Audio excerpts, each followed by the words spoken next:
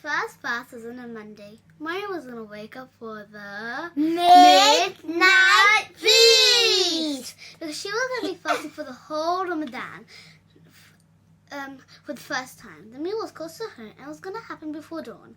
My mum said I wasn't allowed to get up for it because I was still too young. I wasn't happy about this at all. I wanted my Ferrari, so I put up a fuss and turned on my turbo on my pistol power. In the end, Mum said I could practice keeping a fast on the weekend. I said fine, but I was still worried about Mine getting more reward points than me. So I went to school with breakfast in my tummy as usual. It was funny that at school it was just a normal day. When at home, it was special because it was the first day of Ramadan.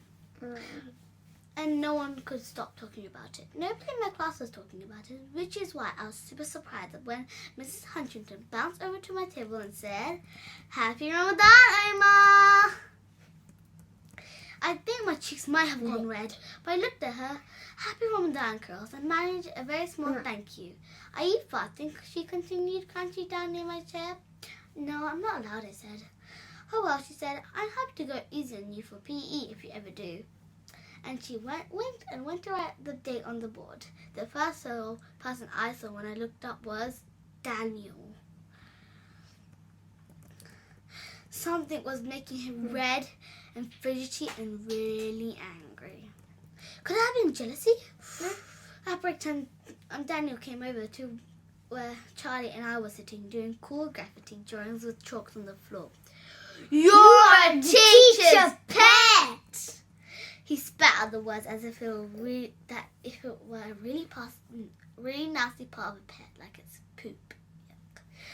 And he pointed his finger at me, back and forth, before smudging up a drawing with his foot. Anger bubbled in my chest. I imagined H2O swooping down from the clouds and whacking Daniel with his strong tail. If only he could do that for real.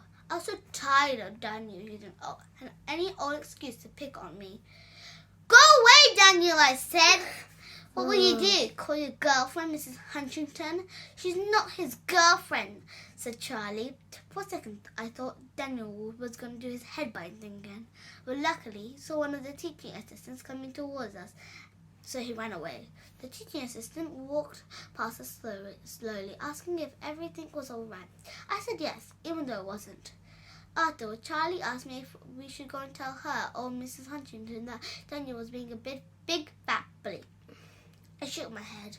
I knew getting Daniel into trouble would only make things worse, but I also knew that if I didn't do something, standing up to Daniel made me feel shaky and sick. I super definitely didn't want to feel that way forever. I imagined H2O flying into a distance and entering a big fluffy white cloud in the blue sky. I decided that's where it probably lives. Everyone's seen it. It's the big cloud that's shaped like a dragon. It feels like being wrapped up in cotton balls, like the one my mum's using on her face. If the cloud wasn't there and the sky was clear blue, it would be because the H2O had gone to visit his friends and buy some dragon snacks, or whatever dragons do in their spare time when their owners don't need them, and when the cloud was darker and spilled rain onto earth. That would be when H2O was taking a shower. You didn't think dragons needed to wash? Well, maybe your dragon doesn't see as much action as my H2O. Well,